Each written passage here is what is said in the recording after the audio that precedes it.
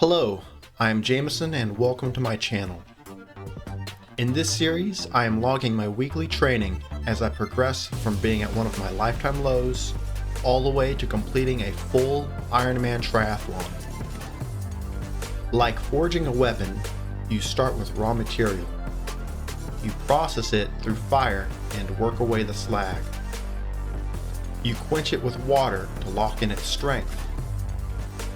And then you sharpen and fine-tune it to bring it to its peak optimal performance. In this case, I am the raw material.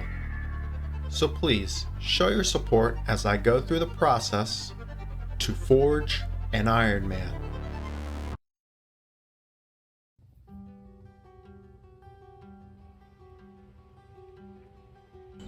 Hey everyone, it's me again. So I spent the last 3 months coaching track at my old high school. It was pretty fun, it was challenging. I learned a lot about training. I tend to learn a little bit more when I'm responsible for training somebody else. When training myself, I can afford to be a little more experimental. But when training others, I try to be a little bit more on point. So I ended up getting a book called Jack Daniel's Running Formula. And that filled in a lot of key points that I really needed to know. And also I can apply a lot of that for training for triathlon. The athletes that I had were pretty awesome. The 4x8 team for the boys had a new school record at the district meet, which they also won. So I was really proud of them. There's a lot of stuff that I would have had them do preseason, but I didn't start coaching until late January. So if I'm allowed to come coach them again next season, then I'd like to start a little bit sooner. Get them in the weight room and try and get them anaerobically trained alongside their aerobic training. As far as my own training goes, I lost a lot of focus during that time. As we've talked about before, I have ADD, and there's just a lot of little details that I can't necessarily explain all in one video.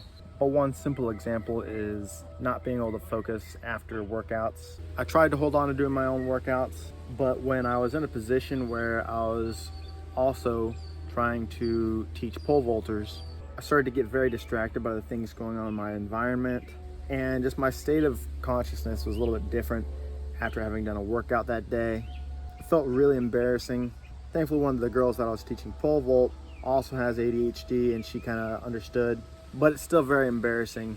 So a lot of my training ended up getting compromised just by the fact that I wanted to have myself ready to teach and coach what I needed to do and not look and sound like an idiot.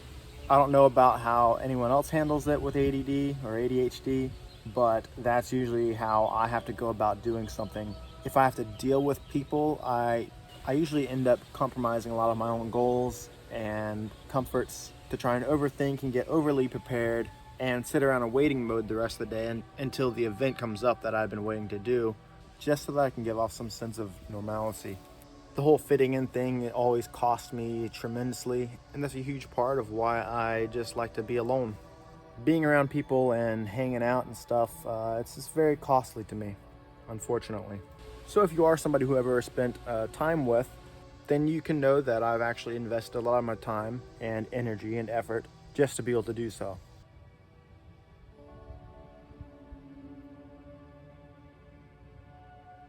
So anyways, I'm back to my own training. It took a little bit of time for me to sort of shift gears again, get my mind set back over to my training. This week I finally got back to doing my Ironman training. The week before that, I finally went and bought a membership to the pool nearby. So I'm finally getting into my swim game. And during the week, I also went and picked up a new bike. I decided that for a full Ironman that I'm gonna need a better bike that's a little bit more aerodynamic. I could just use my road bike, but being that it's a race that's gonna be multiple hours, I really want to be as efficient as I can on it. So the money that I earned from doing track, I used to go get myself a bike. I'm starting to put together another training plan for myself and trying to apply some of the new things that I've learned. I also have a sprint triathlon in the mix that I plan to do toward the end of July, and a local 5K just a couple weeks before that. This week, my plan was to do 18 hours of cardio in zone 2. I ended up doing 15. After 4 days, I felt like my heart just really needed to have a rest. It's a lot of squeezing for the heart to have to do for that many hours. So hopefully next week I'll be able to make a full 18. I also did a lifting session for about 45 minutes. and I plan to do an hour session today after I finish this video. Through a lot of the stuff that I've learned, one idea is this concept of polarized training versus pyramidal training.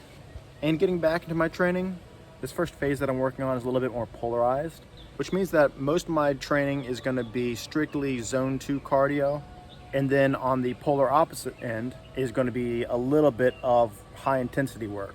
I'm modifying it a little bit to make my high intensity work into lifting sessions. The idea is to build a strong anaerobic base. So when it comes to lifting, that means working toward doing heavy sets up to 5 reps. I'm not going heavy right off the bat.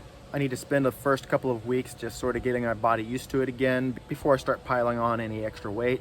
Just working on my technique and making sure that I'm doing everything correctly. The goal is to really increase my anaerobic capacity, be able to convert it into power, meaning speed.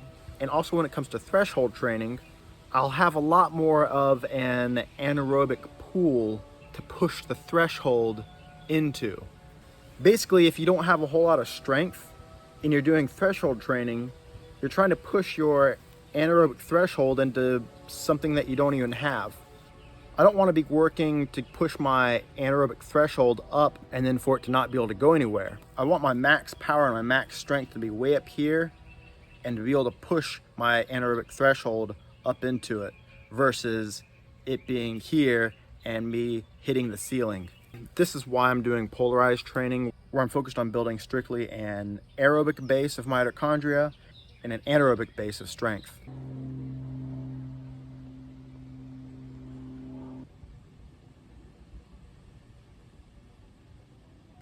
But yeah, so after doing all that work this week, I noticed that my weight actually went up. I started off weighing 181.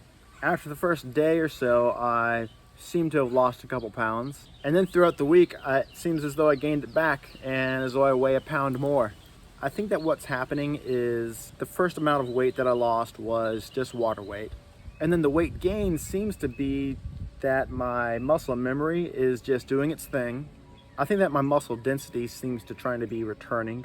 And as we know, muscle weighs more than fat. So while I've been burning some fat, I've also been regaining some muscle.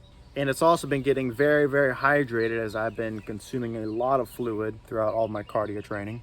I don't have one of those little fat pincher things to measure my body mass index. But if I did have one, I think that that's probably what it would have revealed.